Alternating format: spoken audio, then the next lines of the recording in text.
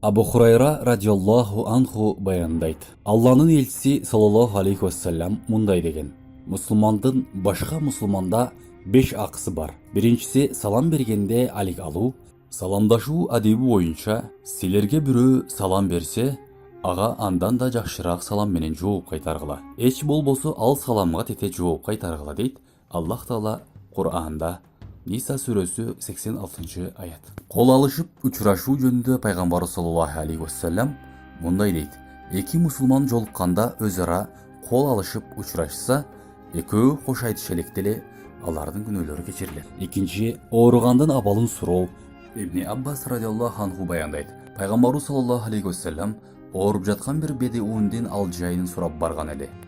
Бардық ооруларға айтқандай ағада мындай деді: эч нерсе болбойт, Құдай бұйырса, бұл оору күнөөлөрүңдөн арылтат деді. Үшіншісі, жаназаға қатышу.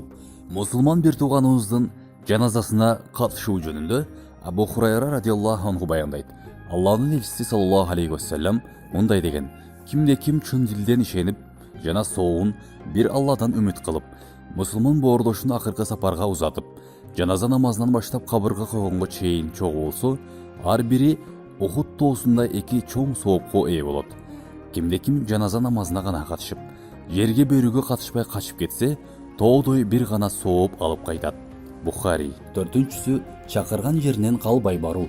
Чакырган жерден калбай баруу жөнүндө пайгамбарыбыз саллаллаху алейхи уассалям баса белгилеп кеткендеги, биз үчүн чакырган жерден калбастан баруу өтө чоң мааниге ээ экендигин билсек болот. Мисалы, Карагыз элибизде да бул жөнүндө накыл сөздөр айтылып келет. Чакырганда келбеген ымдаганга зар болот деп. Бешинчиси, чүчкүргөн адамга яркамокаллах, Алла сени мейримине бөлөсүн деп айтуу. Адам баласы чүчкүргөн учурда анын мурун көңдөчөсүнө бардык микроб жаман заттар топтолуп калып, ал чүчкүрүк аркылуу сыртка чыгып организм таза бойдон сакталып калат.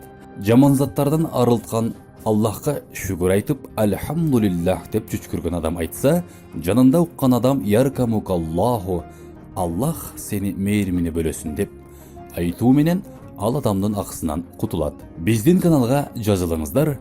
Ассаламу алейкум ва рахматуллахи ва баракатух.